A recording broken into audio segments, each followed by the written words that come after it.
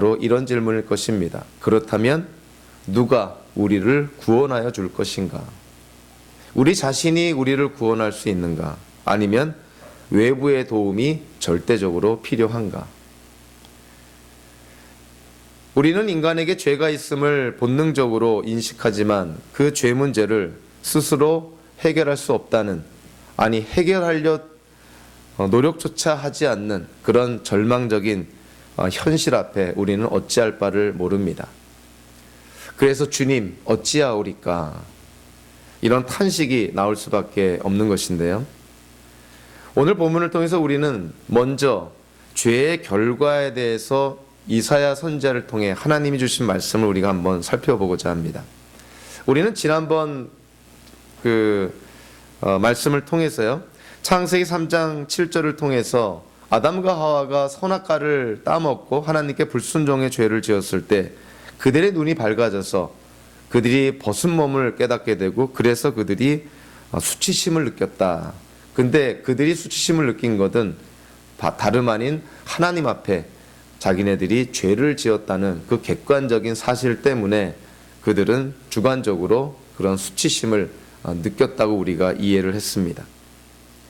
죄의 결과의 첫 번째는 바로 죄에 대한 책임이 있다는 것이죠. 자, 오늘 보면 3절, 4절, 6절, 7절을 보더라도요, 이사야 선지자를 통해서 우리 신체의 여러 부분들을 언급을 하면서 정말 우리가 하나님 앞에 어쩔 수 없는 죄인임을 이사야 선지자는 묘사를 합니다. 너의 손이, 너의 손가락이, 너의 입술이, 너의 혀가, 그리고 그들의 손에는 또 그들의 발은, 그리고 그들의 생각이라는 표현까지 하면서 우리의 모든 것이 하나님 앞에 더러워졌다는 것을 강조를 합니다. 이거를 중요한 신학적인 용어로 전적 타락이라는 표현을 씁니다. 우리의 인격체, 즉 지정의 모두가 죄로 말미암아 오염이 됐고 타락이 되었다는 것이죠. 그래서 오늘 보면 12절 전반부에 이사야 선지자가 이런 말씀을 합니다. 주님께 지은 우리의 죄가 매우 많습니다. 우리의 죄가 우리를 고발합니다. 우리 안에 죄가 있음을 우리가 피할 수 없다는 것이죠. 발뺌할 수 없다는 것입니다. 우리가 죄인임을 고백하지 않을 수 없다. 죄로 말미암은 책임을 느끼지 않을 수 없다. 그것이 바로 죄의 결과라는 것이죠. 사도 바울이 로마서 3장에서요, 이와 같은 전적 타락, 우리의 모든 것이 죄로 말미암아 오염되었고 타락되었다는 것을 로마서 3장에서는 이렇게 말합니다. 의인은 없다. 한 사람도 없다. 모두가 곁길로 빠져서 쓸모가 없게 되었다. 선한 일을 하는 사람은 없다. 한 사람도 없다. 그리고 오늘 본문의 7절 8절을 인용해서 로마서 3장에서 바른 피를 흘리는 일에 빠르며 그들이 가는 길에는 파멸과 비참함이 있다. 그들은 평화의 길을 알지 못한다. 사도 바울도 인간은 전적 타락, 모든 것이 타락되었다는 것이죠. 전인격적으로 죄로 말미암아 타락되었다는 것을 강조를 합니다. 예수 믿기 전에, 우리가 거듭나기 전에, 하나님의 자녀가 되기 전에 우리의 모습이라는 것은 바로 이와 같은 모습이라는 것이죠. 우리의 모든 것이 오염됐고 타락이 되었고 뒤틀려져 버린, 정상이 아닌 그러한 상태라는 것입니다. 오늘 보면 1절 2절을 통해서 우리는 다시 한번 깨닫게 되는 것이 죄로 말미암아 야기된 어찌 보면 가장 큰 결과는 뭐냐면 다름 아닌 사람과 하나님과의 분리라는 것이죠. 이전에는 하나님과 사람이, 특히 에덴 동산에서 아담과 하와가 정말 우리의 상상을 초월하는 그러한 놀라운 교제를 나누었는데 죄로 말미암아 이제 하나님과 사람이 분리되어 버린 것입니다.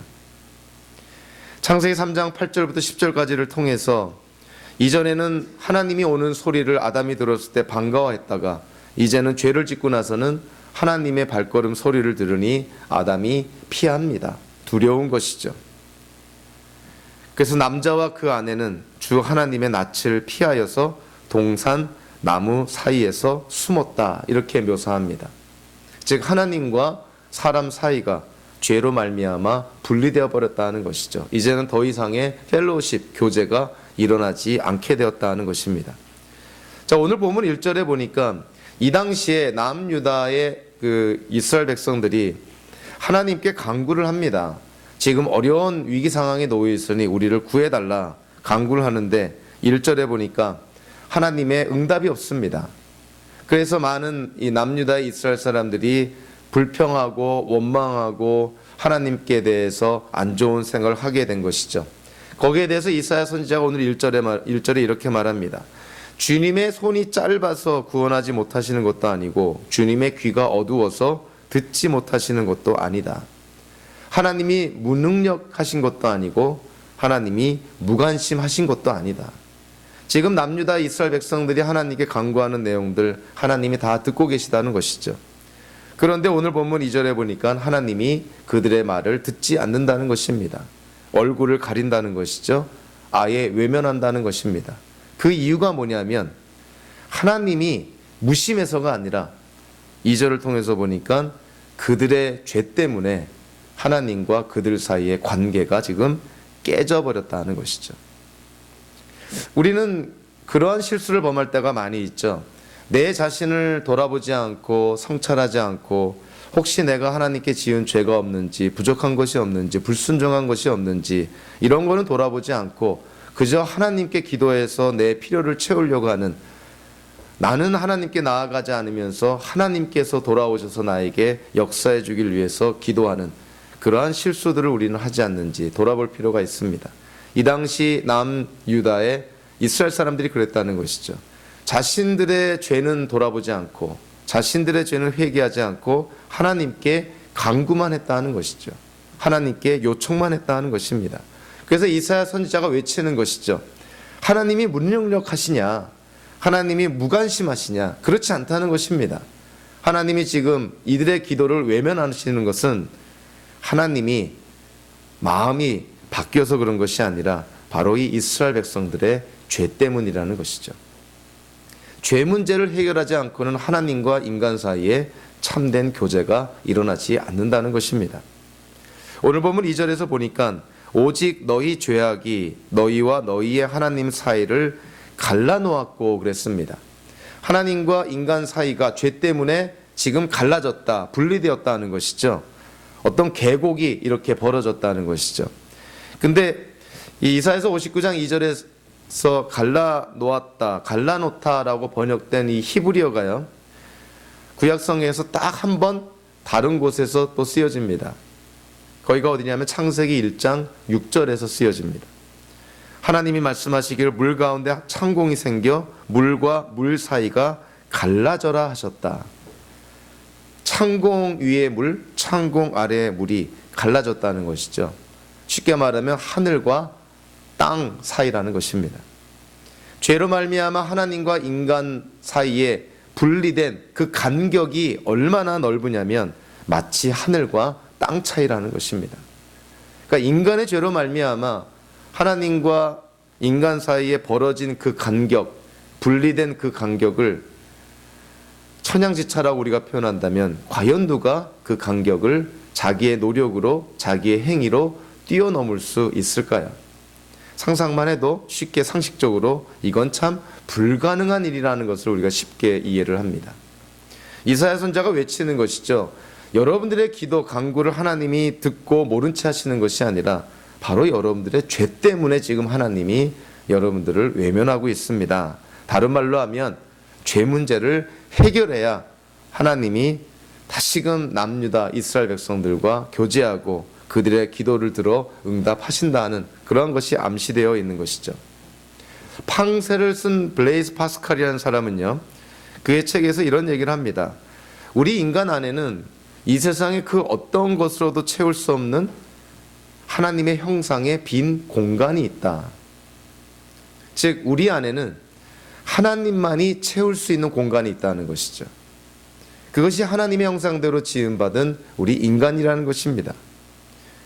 다른 말로 하면 하나님과 분리되어서 하나님의 부재 상태, 즉 우리 안에 하나님만이 채울 수 있는 그 공간이 비어 있을 때 우리는 항상 공허감을 느끼는 것이죠.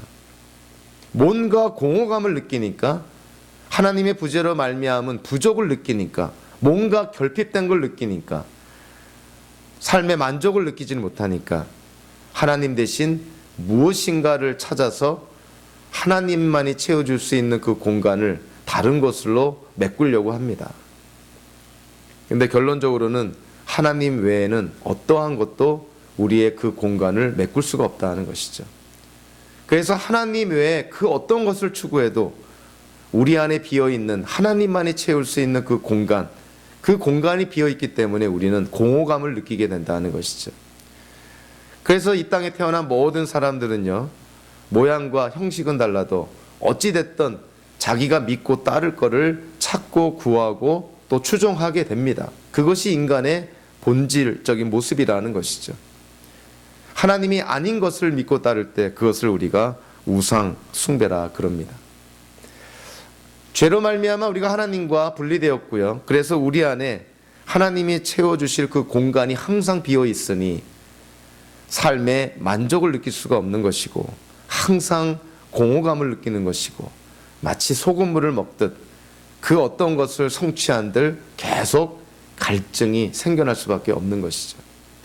그래서 인간의 만족이라는 것은 결국 하나님과의 관계가 회복이 됨으로 말미암아 하나님 때문에 우리의 마음의 모든 공간이 채워질 때 그때 우리는 만족할 수 있는 것입니다. 자족할 수 있는 것이죠. 세상적으로 봤을 때 별로 만족할 수 없는 상황 속에서도 하나님 때문에 만족하는 우리의 믿음의 지체들을 많이 보게 됩니다. 그것은 하나님께로부터 오는 그 만족 때문에 가능하다 하는 것이죠.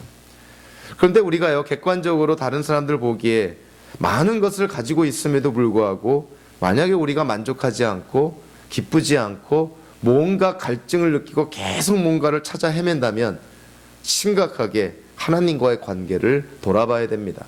과연 나는 하나님과 올바른 관계가 있는가? 과연 나는 하나님 한 분만으로도 만족할 수 있는가? 부정적으로 얘기하면 하나님으로 만족이 안 되는 경우에는요, 이 세상에 답이 없습니다. 하나님 외에 그 어떤 것을 추구한들 그 공간이 채워지지 않기 때문인 것이죠. 죄는 하나님과 인간 사이를 이렇게 분리시켜 놨다는 것이죠. 한 사람 한 사람이 하나님과 분리되어 있으니 하나님과의 교제가 끊어지니 그러한 사람들로 구성된 사회 공동체가 점점 악해져 갈 수밖에 없는 것은 당연한 논리적인 결과입니다. 그래서 이미 에덴 동산에서 아담과 하와가 죄를 짓고 나서 이브를 향해서 하와를 향해서 러브송을 지어 불렀던 그 아담이 자기의 죄를 아담에게 책임 전가하는, 비난하는 그러한 어떤 사람과 사람 사이의 분리가 에덴 동산에서 벌써 일어났는데요. 자, 오늘 본문에서도 3절부터 8절까지를 통해서 보니까 이 당시에 이스라엘 사회가 총체적으로 타락하고 부패되었다는 것을 우리는 쉽게 깨달을 수가 있습니다. 아주 사회가 얼마나 깊이 타락이 되었든지, 정도가 얼마나 깊이 타락이 되었든지 본문의 말씀을 통해서 쉽게 깨달을 수가 있는 것이죠. 물론 여기서 너희라는 이 어떤 복수 형을 사용하면서 이 유대 사회, 남유다 왕국, 이스라엘 사회를 지칭하는 것으로 이해가 됩니다. 그러니까 지금 남유다를 구성하고 있는 그 이스라엘 백성들 간에 지금 하나님과 분리되어 있으니 그들 간에도 분리가 되고 하나 되기는커녕 오히려 적자 생존의 약육강식의 그런 정글과 같은 사회로 지금 타락되어져 가고 있다는 것이죠. 하나님과 분리되니 사람 사이의 분리는 그건 불을 보듯 뻔한 것입니다. 아담과 하와가 하나님께 분리되었을 때 그 다음에 성경에 기록된 그런 역사적인 사실은 아담과 하와가 낳은 두 아들 가인과 아벨, 그들 사이에 살인사건이 일어나게 되는 것이죠. 하나님과 분리되면 정말 이 세상이 어떻게 어떠한 모양으로 타락하고 부패되고 악해질지는 정말 우리가 상상할 수도 없습니다. 그래서 이 사회가 회복이 되는 것은 다른 데 있지 않습니다. 그 어떤 것을 개선해도 하나님과의 관계가 회복이 되지 않으면 사회는 회복이 되지 않는 것이죠. 그리고 하나님이 배제된 사회는 결코 세계 역사 속에서 오랫동안 세계를 다스리지 못합니다. 결국은 세계 역사 속에서 사라져버리게 되는 것이죠. 그것이 우리가 역사를 통해서 배웁니다. 아무리 하늘에 나는 새를 떨어뜨리는 그러한 막강한 그러한 강력한 나라라 하더라도 시간이 지나면 결국은 망했던 것을 우리는 역사를 통해서 깨닫게 되는 것이죠. 우리는 죄의 결과, 하나님 앞에 우리가 어쩔 수 없는 죄의 책임이 있다. 즉 우리가 죄인이라는 사실, 죄로 말미암아 하나님과 분리되었고, 그리고 하나님과 분리되니 사람과의 관계도 지금 다 깨져버리는 것이죠. 그것이 우리가 살면 살수록 경험되어지는 것입니다. 10년, 20년 전에는 상상할 수 없었던 사회의 여러 악들이 현재 아주 자연스럽게 또는 자주 우리 주변에서 일어납니다. 이전에는 결코 깨지지 않았던 관계조차도 현재 사회에서는 그것이 아주 허망하게 무참하게 깨지는 것을 우리가 많이 바라보게 됩니다. 앞으로 인간관계는 더 악해지게 될 것이고 긴밀한 인간관계는 더 약해질 것입니다. 하나님과의 관계가 회복되지 않으면 이거는 불을 보듯 뻔한 것이죠. 이러한 죄의 결과들과 맞물려서요, 오늘 본문은 우리에게 더욱더 우리를 절망하게 만듭니다. 죄의 결과들, 죄로 말미암아 이러한 일들이 우리에게 일어났고 사회에 이러한 일들이 일어난 걸 알았는데 이러한 문제들을 해결할 방법이 우리에게 없는 것입니다. 그래서 이사야서를 통해 오늘 본문을 통해서 하나님도 탄식하고 이사야도 탄식합니다. 자, 오늘 보면 15절 후반부부터 16절까지를 보시면, 자, 누가 탄식하냐면 주님께서 이것을 보셨다. 사회가 타락되어져 가고 사회가 악해져 가는 걸 본 것이죠. 하나님을 배제하는 사회로 타락되어져 가는 걸 보시고 주님께서 이것을 보셨다. 공평이 없는 것을 보시고 슬퍼하셨다. 압박받는 사람을 도우려는 사람이 없는 것을 보시고 중재자가 없음을 보시고 주님께서는 놀라셨다. 자, 하나님이 놀라신 이유가 뭐냐면 이 사회가 남유다 왕국이 악해져 가는 것뿐만이 아니라 또 무슨 사실 때문에 놀라냐면 그들을 도울 사람이 없다는 거예요. 그들이 악해져 가는 것을 회복시킬 사람이 없다. 오늘 본문에 보니까 중재자가 없다. 다른 말로 하면 중보자가 없다는 것이죠. 이스라엘과 하나님 사이를 중보할 자가 없다. 또 이스라엘 백성들 간의 관계를 중보할 자가 없다. 그러니까 하나님이, 이건 참 역설적인 표현이지만 하나님이 놀라셨다는 거예요. 아니 어떻게 남유다 왕국이 저렇게 악해져 가고 부패되어져 가고 지금 망해가고 있는데 저들을 도울 사람이 없다니, 저들을 중재할 사람이 없다니 하나님이 놀라셨다. 그러니까 그만큼 하나님께서 지금의 상황을 심각하게 보고 계시다는 것이죠. 사실 오늘 본문에서 15절과 16절에서 우리가 좀 눈여겨보면 주님이라는 말이 여러 번 나옵니다. 주님. 이것이 우리에게 주는 의미가 뭐냐면 간접적인 것이긴 하지만요, 주님 외에는 지금 남유다 왕국을 회복시킬 수 있는 사람이 없다는 것입니다. 이 세상에 어느 누구도 남유다 왕국을, 아니 현대를 사는 예수를 믿지 않는 자들을 회복시킬 수 있는 사람은 없다는 것이죠. 간접적으로 주님만이 구원하신다는 것이죠. 실제로 구약 성경의 대표적인 인물들을 한번 볼까요? 우리에게 있어서 믿음의 그 본을 보여주는 그런 구약의 대표적인 인물들, 과연 그들이 이스라엘을 구원할 수 있을까? 자, 노아의 대홍수 때 살아남은 노아. 자, 노아는 어땠습니까? 노아도 술 취하고 자식들 앞에서 벌거벗은 상태로 망신당한 그러한 사실이 있죠. 아브라함은 어떻습니까? 거짓말도 했고요. 하나님의 약속, 즉 아브라함의 몸을 통해서 친히 하나님이 허락하신 약속의 자녀, 그 약속의 자녀를 사라가 아니라 하갈이라는 몸종을 통해서 그거를 얻으려고 했던, 그래서 이스마엘을 낳아서 두고두고 골칫거리가 된 그런 아브라함의 인생을 우리는 압니다. 모세는 어땠나요? 40년 동안 이스라엘을 인도했던 모세.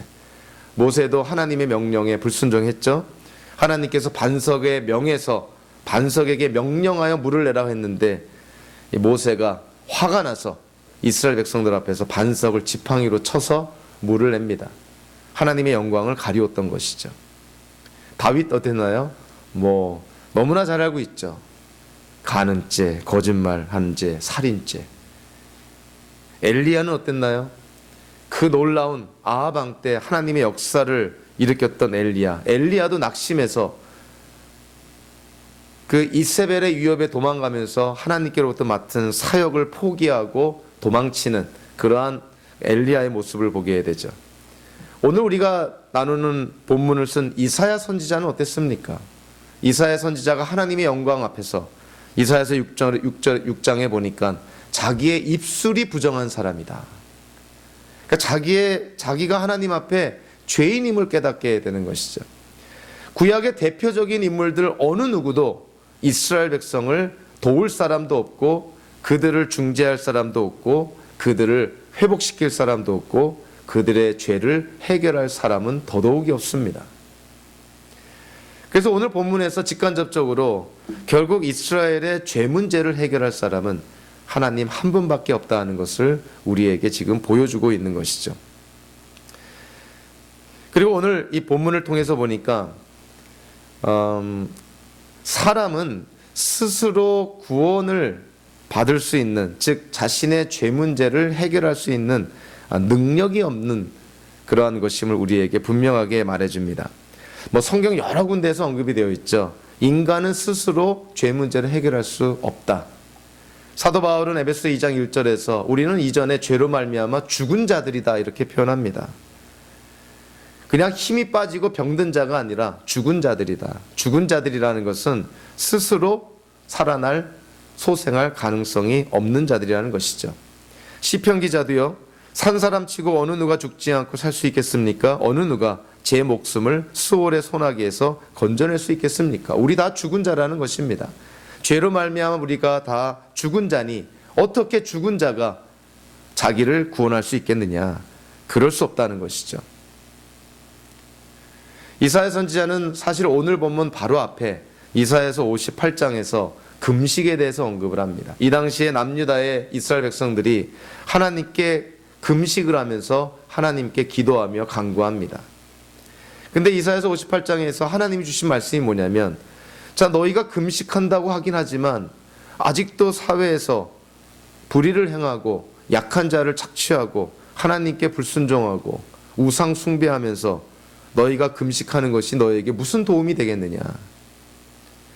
금식이라는 행위를 통해서 뭔가 하나님께로부터 받으려고 했는데 하나님의 응답은 금식 그거 아무 소용없는 것이다.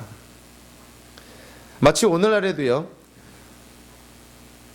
교회 안에는 내가 교회를 다니기 때문에, 심지어는 성찬식에 참여하기 때문에, 혹은 내가 선행을 베풀었기 때문에, 또는 교회에서 무슨 일을 했기 때문에 그래서 내가 하나님께로부터 구원을 받지 않을까.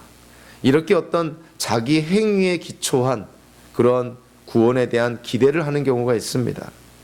성경에서 하나님의 말씀은 단호한 것이죠. 이사야서 64장에서 우리가 생각하는 의로움이라는 것은 다 더러운 옷과 같다. 즉 우리의 행위로 말미암아 하나님께로부터 구원을 받는 것은 절대 아니라는 것이죠. 신구약 성경 전체를 통해서요, 하나님께서 분명하게 메시지를 줍니다.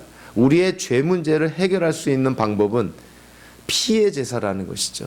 하나님께 피를 뿌리며 제사를 드릴 때 하나님이 우리의 죄를 용서해 주신다는 것이죠. 그런데 구약의 동물들의 피는 우리의 죄를 근원적으로 없애주지 못했다고 히브리서 기자가 명시합니다. 그렇다면 우리의 죄를 사함받을 수 있는 유일한 방법은 완벽한 피의 제사입니다. 완벽한 피의 제사, 흠없는 피의 제사. 신구약 성경에서 우리에게 제시된 완벽한, 흠없는, 완전한 피의 제사, 그것은 단 한 사건밖에 없는 것이죠. 그것이 바로 십자가의 사건입니다. 그래서 구약의 이스라엘 백성들도 동물들의 피를 뿌리며 하나님 앞에 죄사함을 구했을 때 하나님이 일시적으로 템포러리하게 죄를 용서해 주셨지만 그들의 죄가 근원적으로 원천적으로 용서를 받게 되는 것은 결국은 예수님의 십자가의 보혈의 피 때문이라는 것이죠. 그래서 예수님께서 세계 역사의 가장 중심에 초점에 있는 것입니다. 성경은 우리 스스로 구원할 능력이 없다는 것을 분명하게 언급을 합니다. 자, 그런데 또 하나 중요한 사실은요, 성경이 우리에게 또 제시되는 건 뭐냐면, 죄로 말미암아 하나님과 분리된 죄인들은요, 자기의 죄 문제를 해결하려는 의지조차 갖고 있지 않다는 것입니다. 노력조차 하지 않는다는 것이죠. 하나님께 나아가려는 생각조차 가질 수 없다는 것이 성경의 가르침입니다. 그래서 로마서 3장에 다시 한번 보면 사도 바울이 의인은 없다, 한 사람도 없다, 깨닫는 사람도 없고 하나님을 찾는 사람도 없다.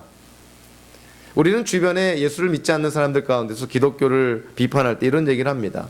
아니, 하나님을 믿고자 하는 사람 가운데서 하나님이 허락하지 않으면 그럼 그 사람 구원받지 못하는 것이 아니냐. 참 좋은 질문 같지만 이 질문은 틀린 질문입니다. 하나님께 택함받지 않은 자, 하나님의 부르심을 받지 않은 자는 결코 하나님을 먼저 찾지 않습니다. 사도 바울이 명시하는 것이죠. 하나님을 찾는 사람이 없다. 죄가 있는 사람이 죄가 없는 완벽하고 공평정대한 재판장과 같은 거룩하신 하나님을 먼저 찾으려는 죄인은 없다는 것입니다. 그것이 성경의 가르침인 것이죠. 죄인은 거룩한 하나님께로부터 도망치려고 하지 죄인이면서 하나님께 나아가려는 사람은 없다는 것입니다. 사도 바울이 하나님을 찾는 사람이 없다. 즉, 죄로 말미암아 우리의 지식, 우리의 감정뿐만이 아니라 우리의 의지까지도 오염돼 버렸다는 것이죠. 하나님을 찾으려는 의지가 생겨나지 않는다는 것입니다. 그래서 예수님께서 요한복음 6장에서 이런 말씀을 하시죠. 우리는 성경을 해석할 때 성경에 어려운 부분들이 있습니다. 근데 그 어려운 성경 구절들은 우리가 쉽게 이해할 수 있는 성경 구절들을 사용해서 이해할 필요가 있는 것이죠. 구원에 대해서 성경에 어려운 성경 구절들이 좀 있긴 하지만 예수님의 말씀은 정말 너무나 명확관하게 너무나 쉽게 우리에게 말씀을 합니다. 요한복음 6장 44절에서 예수님께서 이렇게 말씀합니다. 나를 보내신 아버지께서 이끌어주지 아니하시면 아무도 내게 올 수 없다. 나는 그 사람들을 마지막 날에 살릴 것이다. 예수 그리스도께 오는 사람은 누가 온다고 되어 있냐면 스스로 오는 것이 아니라 하나님이 이끌어주는 사람. 여기서 이끌어준다는 이 단어가요, 하나님이 뒤에서 등을 미는, 돕는 그러한 정도가 아닙니다. 가기 싫은 거를 억지로 끌고 갈 때 사용되는 단어가 이끌어준다는 단어인 것이죠. 이 드래그라는 그런 영어 단어로 표현이 되기도 합니다. 하나님이 끌어다가 예수님 앞에 갖다 놓았을 때, 데려다 놓았을 때 그가 예수님을 믿게 된다는 것이죠. 저와 여러분들이 예수님을 어떻게 믿었습니까?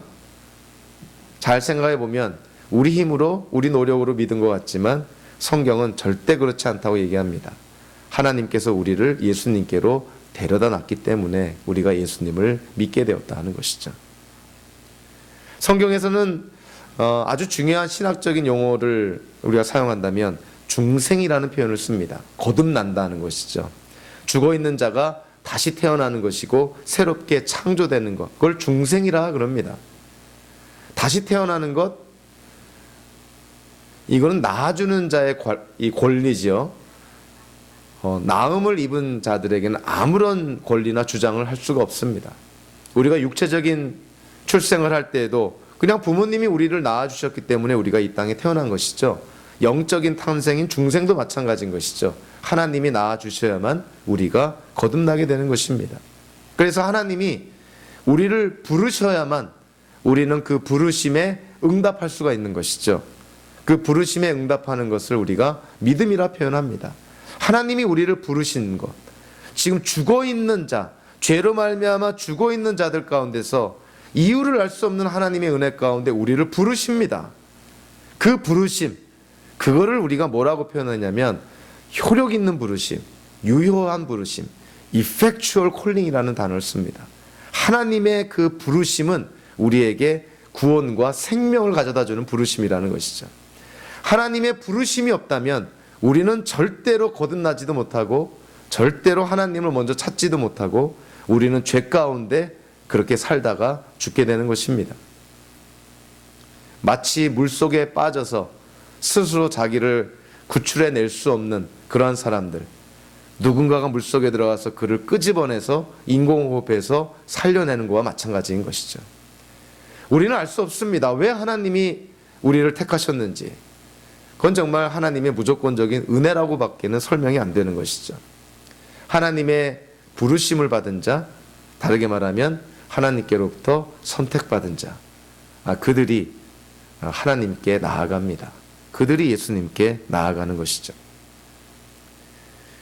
성경은 우리에게 특별히 오늘 본문을 통해서 우리를 중재할 자, 우리를 구원할 자가 없다.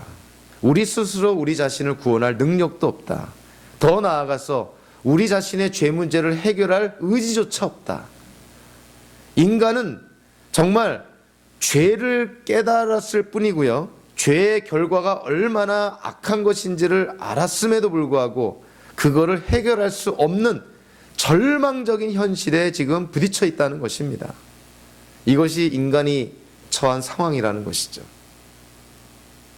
그래서 오늘 본문은 죄의 결과 그리고 인간이 처한 절망적인 상황, 항상 하나님의 말씀은요 거기에 우리에게 소망을 주는 메시지가 항상 담겨져 있습니다.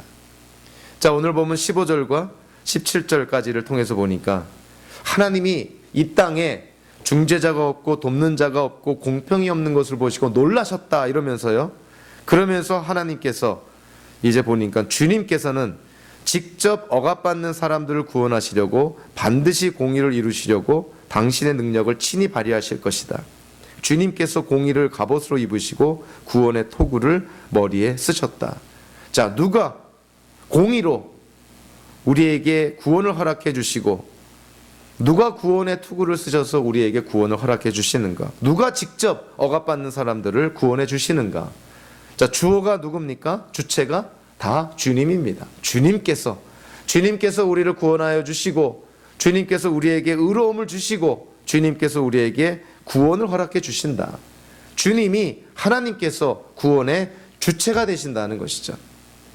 저와 여러분들이 구원을 생각하면 구원은 우리가 노력해서 우리가 노력한 대가로 받는 것이 아니라 하나님이 선물로 주시는 것이구나. 구원의 주체는 우리가 아니라 하나님이 구원의 주체구나. 우리는 그냥 객체로서 하나님이 주시는 구원을 받아 누리는 자들이구나. 그래서 신구약 성경을 통해서 보면 여러 군데서 언급을 합니다. 부인할 수 없는 하나님의 말씀들. 시편 기자는요, 의인의 구원은 주님께로부터 오며, 자, 선지자 요나도요, 구원은 오직 주님에게서만 옵니다. 시편 기자가 주님은 나의 능력, 나의 노래, 나를 구원하여 주시는 분이시다. 자, 디도서에서 이렇게 말합니다. 그러나 우리의 구주이신 하나님께서 그 인자하심과 사랑하심을 나타내셔서 우리를 구원하셨습니다. 구원의 주체가 하나님이시다는 것이죠. 구원의 주체가 하나님이실 뿐만이 아니라 오늘 본문 17절과 18절에서 보니까 하나님이 우리를 구원하여 주실 때 하나님이 사용하시는 방법이 있습니다. 근데 그 방법이요, 쉽게 말하면 전쟁을 통해서 우리에게 구원을 허락해 주신다는 것입니다. 17절과 18절에 전쟁과 관련된 표현을 씁니다. 공의로 갑옷을 입으시고 구원의 투구를 머리에 쓰셨다. 응징을 속옷으로 입으셨다. 적들에게 진노하시며 원수들에게 보복하신다. 전쟁을 통해서 하나님께서 하나님의 백성들을 구출하여 주시고 구원하여 주신다는 것이죠. 공의로 갑옷을 입으시고 구원의 투구를 쓰시고, 자, 이 표현을 보면 좀 생각나는 말씀 없습니까? 에베소 6장에서 전신갑주 생각나시죠? 전신갑주, 영적 전쟁을 지금 전제하에서 우리 기독교인들은 이런 전신갑주를 입어야 된다. 그 전신갑주를 입어야 된다고 했을 때 정의의 가슴막이로 가슴을 가리고 구원의 투구를 받아야 된다. 이런 표현을 씁니다. 즉 이사야서 59장의 말씀을 사도 바울이 그대로 인용을 하면서 에베소 6장에서 영적 전신갑주를 입으라고 할 때 이 말씀을 인용하는 것이죠. 하나님이 우리에게 구원을 허락해 주실 때 그냥 우리가 편안히 누워 있을 때 하나님이 구원을 그냥 주시는 것이 아니라 놀랍게도 전쟁을 통해서 싸움으로 그 구원을 쟁취하여 우리에게 주시는 것으로 성경은 말씀합니다. 여러분들, 이스라엘이 이집트에서 탈출을 할 때 하나님께서 어떻게 그들을 탈출시키냐면 이집트를 대상으로 10가지의 재앙을 내립니다. 그래서 이집트로부터 이스라엘을 탈출시키는 것이죠. 출애굽하게 만드는 것이죠. 출애굽한 이스라엘 민족이 40년 광야 생활을 마치고 가나안 땅에 들어가서 하나님이 허락하신 약속의 땅을 받아 누릴 때 하나님은 또 어떠한 방법을 씁니까? 가나안 7족속과 이스라엘 민족 간의 전쟁을 통해서, 즉 이스라엘 민족이 전쟁을 통해서 가나안의 약속의 땅을 쟁취하게 하십니다. 자, 저와 여러분들 어떻게 구원을 받습니까? 어떻게 우리가 죄사함을 받고 하나님 앞에 우리가 의롭다 함을 여김을 받게 됩니까? 우리는 십자가의 사건을 생각할 수밖에 없는 것이죠. 십자가의 사건, 영적 전쟁터였던 것이죠. 하나님께서 사탄과 전쟁을 벌인 것이죠. 그러나 사탄이 깨닫지 못했던 하나님의 지혜가 있습니다. 그것은 뭐냐면 죽음으로 죽음의 권세를 박살내버린 것이죠. 예수님의 죽음으로 사탄이 사용해왔던 죽음의 권세를 없애버린 것입니다. 그것이 하나님의 지혜였던 것이죠. 결국 십자가 사건에서 예수님의 죽음으로 사탄의 그 죽음이라는 권세, 즉 사탄의 머리를 부숴버린 것입니다. 창세기 3장 15절, 그 원복음, 인류의 남자와 여자에게 하나님이 징계를 주시고 나서 하나님이 주신 최초의 복음, 여자의 후손이 뱀의 머리를 부순다. 즉 십자가의 사건, 사탄과의 영적 전쟁을 통해서 하나님께서 구원을 우리에게 허락해 주시는 것이죠. 구원의 주체가 하나님이십니다. 구원의 방법은 전쟁을 통해서입니다. 이스라엘은 피 튀기는 전쟁을 통해서, 우리 기독교인들은 영적 전쟁을 통해서 하나님이 우리에게 구원을 허락해 주시죠. 마지막으로 20절에 보니까 우리에게 허락하시는 구원자를 하나님이 언급을 합니다. 자, 20절에 한번 볼까요? 주님께서 시온의 속량자로 오시고 야곱의 자손 가운데서 죄를 회개한 사람들에게 오신다. 주님께서 하신 말씀이다. 주님께서 시온의 속량자로 오신다. 리디머라는 표현을 쓰죠. 구속하시는 분, 우리의 죄값을 대신 치르시는 그러한 리디머, 구속자, 속량자로 구원자가 이 땅에 오신다는 것입니다. 도대체 이분이 누구신가요? 자, 이사야서를 통해서 보니까 이사야서 49장이라든가 이사야서 43장에 보면은 이스라엘의 죄를 구원하시는, 인류의 죄를 구속하시는 이 속량자를 하나님으로 칭합니다. 하나님께서 죄를 구속하여 주신다는 것이죠. 근데 이사야서가 전개가 되면서요, 우리가 잘 아는 이사야서 53장, 고난받는 종, 이사야서 53장에 가보면은 우리의 죄를 대속하시는 구속자를 한 인격체로 언급을 합니다. 고난받는 종으로 언급하는 것이죠. 즉 이사야서에서 우리의 죄를 구속하시기 위해서, 우리의 죄를 대신 치르시고 죄 문제를 해결하시기 위해서 하나님이 이 땅에 보내시는 속량자, 그분은 누구냐면 하나님이면서 인간이신 분이라는 것입니다. 신인이라는 것이죠. 하나님이며 인간으로 이 땅에 오신 분이 누구시겠습니까? 사도행전 4장 12절에 보니까 베드로가 이렇게 외치는 것이죠. 이 예수밖에는 다른 아무에게도 구원은 없습니다. 사람들에게 주신 이름 가운데 우리가 의지하여 구원을 얻어야 할 이름은 하늘 아래 이 이름, 즉 예수의 이름밖에 없습니다. 우리의 죄를 대속하시기 위해서, 죄 문제를 해결하시기 위해서 이 땅에 오신 하나님이시며 사람이신 분이 다름 아닌 예수 그리스도라고 베드로는 선포하고 있는 것이죠. 아니, 성경이 선포하고 있는 것입니다.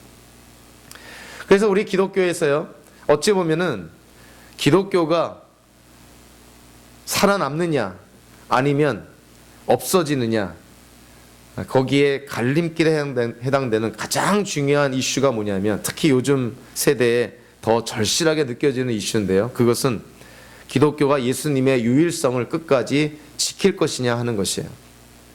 예수 그리스도 안에서만 구원이 있다는, 예수님만이 유일한 길이라는 예수님만이 우리가 구원을 받아 누릴 수 있는, 예수님을 통해서만이 우리가 구원을 받을 수 있다는 예수님의 유일성을 우리가 지킬 것인가? 아니면 그냥 예수님은 여러 구원의 길 중에 하나라고 생각한 그러한 생각이나, 또는 구원에 이르는 여러 길들 중에서 예수를 통해서 구원을 받는 것이 최선의 길이라고 주장하는 그러한 유사한 구원론, 만약에 이러한 것들에 예수님의 유일성이 타협이 된다면 기독교는 사실 이 땅에 존재할 이유가 없는 것이죠. 기독교는 문자적인 의미 자체가 예수 그리스도에 대한 종교입니다. 그러니까 우리가 예수님을 어떻게 이해를 해야 될 것인가? 지금 이사야서에서 하나님이 주신 말씀이죠. 이스라엘 민족을, 아니 이 땅에 하나님이 택한 하나님의 자녀들의 죄 문제를 해결하기 위해서 하나님이 보내실 속량자, 구속자, 그 리디머가 하나님이며 사람이라는 것이에요. 그분을 신약 성경에서는 예수 그리스도라고 선포하고 있습니다. 즉 예수 그리스도 외에는 구원이 없다는 것이죠. 어느 기독교 교단이든 어느 기독교 교회든 어느 공동체든 어느 기독교 기관이든 간에 예수님의 유일성을 포기한다면 그것은 더 이상 기독교일 수가 없는 것이죠. 그래서 저와 여러분들이 반드시 붙잡아야 됩니다. 아, 예수 그리스도 안에만 구원이 있구나. 예수 그리스도를 벗어나서는 구원이 없다는 것입니다. 이 예수님의 유일성을 우리가 붙잡는다면 저와 여러분들이 이 땅에 어떠한 인생의 여정을 겪든지 간에 마지막 날 하나님 앞에 섰을 때 우리는 구원을 분명히 받습니다. 그것이 하나님의 약속이기 때문에 그런 것이죠. 자, 오늘 본문을 마무리하면서요, 한 번 더 이 구원에 대해서 바라보면 오늘 성경 이 구석구석의 구원에 대해서 아주 중요한 말씀들을 합니다. 먼저 20절에 한번 볼까요? 누가 구원을 받느냐? 20절에 보니까 주님께서 시온의 속량자로 오시고 야곱의 자손 가운데서 죄를 회개한 사람들에게 오신다. 자, 속량자, 구속자, 구세주가 누구에게 온다는 거예요? 야곱의 자손 가운데서, 즉 이스라엘 민족 가운데서 누구에게 온다고요? 죄를 회개한 사람들에게 온다. 회개하지 않는 사람들은 구원받을 자격이 안 된다는 것이죠. 회개는 우리가 구원을 받기에 필수적인 과정이라는 것입니다. 여러분들 어떻게 회개하지 않고 예수님을 믿을 수가 있겠어요? 내가 죄인이라는 것을 어떻게 고백하지 않고 예수님을 믿겠습니까? 구원의 대상은 회개한 사람들입니다. 그래서 우리가 여러분 구원 받았습니까? 이렇게 질문할 때 좀 긴가민가 하면 두 번째 질문을 이렇게 할 수 있죠. 여러분 회개했습니까? 아, 회개한 기억이 없는데요. 회개가 뭔지도 모르겠는데요. 그러면 구원받은 것이 아니죠. 우리를 구원하시는 속량자가 회개한 사람들에게 온다는 것입니다. 구원의 대상이 조건적이라는 것이에요. 회개한 사람. 그래서 우리 스스로 자문자답해봐야 되는 것이죠. 나는 정말 진정으로 진실되게 여태껏 살아오면서 정말 하나님 앞에 내 죄를 고백하고 진정으로 회개한 적이 있는가? 그게 없다면 우리의 구원은 그냥 거치대에 불과한 것입니다. 두 번째로 오늘 보면 19절에 보니까 하나님이 우리를 구원해 주시는 목적이 나와 있는데요. 해 지는 곳에서 주님의 이름을 두려워하며 해 뜨는 곳에서 주님의 영광을 두려워할 것이다. 하나님이 우리에게 구원을 허락해 주신 목적은 우리가 이 땅에서 잘 먹고 잘 살라고 우리를 구원하는 것이 아니라 하나님의 영광을 위해서 우리를 구원해 주신다는 것이죠. 구원받은 성도의 삶을 통해서 누가 영광 받아야 됩니까? 하나님이 영광 받으셔야 됩니다. 전문성을 갖춰서 그것이 학교든 연구소든 또는 직장이든 어느 기관이든 간에 여러분들 일을 할 때 성도로서, 구원받은 성도로서 여러분의 전문성을 통해서 누가 영광을 받아야 됩니까? 하나님이 영광을 받으셔야죠. 하나님이 우리에게 구원을 허락하신 이유이기 때문에 그렇습니다. 마지막으로 하나님의 구원의 약속은요, 조건적이거나 또는 일시적이거나 변덕스럽지 않습니다. 하나님의 구원의 약속은 영원합니다. 오늘 보면 마지막 21절에 보니까 주님께서 말씀하신다. 내가 그들과 맺은 나의 언약은 이러하다. 너의 위에 있는 나의 영과 너의 입에 담긴 나의 말이 이제부터 영원토록 너의 입과 너의 자손의 입과 또 그 자손의 입에서 떠나지 않을 것이다. 하나님의 구원의 약속은 영원할 것이다 라는 것입니다. 사실 사도행전 10장 31절에서도 사도 바울이 이렇게 말하죠. 주 예수를 믿으시오. 그리하면 그대와 그대의 집안이 구원을 얻을 것입니다. 물론 우리가 이거를 절대화해서 한 사람, 한 가정에서 한 사람이 믿으면 다른 사람은 그냥 더불어서 구원을 받는 것인가? 그런 것은 아니죠. 한 가정에 처음 믿는 사람을 어찌 보면은 그 복음의 씨앗으로 삼아서 하나님이 그 가정을 복음화하고 그리고 그 후손들까지도 그 복음으로 그들을 복 주시겠다는 것이 하나님의 뜻이라는 것입니다. 저도 그렇지만 목회하면서 집안에서 처음으로 예수 믿는 사람들을 만나게 되죠. 엄청난 하나님의 축복을 받은 사람입니다. 하나님의 축복을 받은 만큼 책임감도 있는 것이죠. 그 한 사람으로 말미암아 그 가정이 다 하나님의 그런 구원의 축복을 받을 수도 있고 그 자손까지도 복을 받을 수도 있는 것이죠. 우리는 오늘 하나님의 그런 구원의 그 말씀을 분명하게 이해를 합니다. 하나님께서는 예수 그리스도 안에서 우리에게 구원을 허락하십니다. 우리 스스로 우리 자신을 구원하지 못합니다. 구원하려는 생각조차 갖지 않습니다. 하나님의 부르심을 받은 자, 하나님의 선택을 받은 자, 하나님의 자녀로 창세전에 이미 하나님께로부터 택하심을 받은 자, 그들이 하나님의 때에 하나님의 부르심을 받았을 때 믿음으로 응답하고 그래서 하나님이 우리에게 구원과 영생을 약속하시는 것입니다. 저와 여러분들의 삶 속에서요, 우리가 구원받은 성도라면 그 구원의 모든 과정이 하나님의 은혜라는 것을 우리가 꼭 기억하면서 여러분들의 남은 인생이 하나님의 영광만을 드러내는 그러한 성도의 삶을 사시기를 주님의 이름으로 축원합니다. 기도하겠습니다. 하나님 아버지 감사합니다. 우리가 하나님의 택함을 받지 못하고 하나님의 부르심을 받지 못했다면 우리는 죄로 말미암아 정말 극복할 수 없는 절망적인 그러한 상황 속에서 아마 이 인생을 마쳤을 것입니다. 참 이곳에 하나님의 부르심을 받아서 이 땅을 살아갈 때 이 세상에 속한 자가 아니라 하나님의 아들, 딸로 이 땅을 살아가게 하여 주심에 정말 저희들이 감사하지 않을 수 없습니다. 그래서 사도 바울의 고백처럼 먹든지 마시든지 무슨 일을 하든지 하나님의 영광을 위하여 살아가는 우리 모두가 될 수 있도록 인도하여 주시옵소서. 예수님의 이름으로 기도하옵나이다. 아멘. 우리 다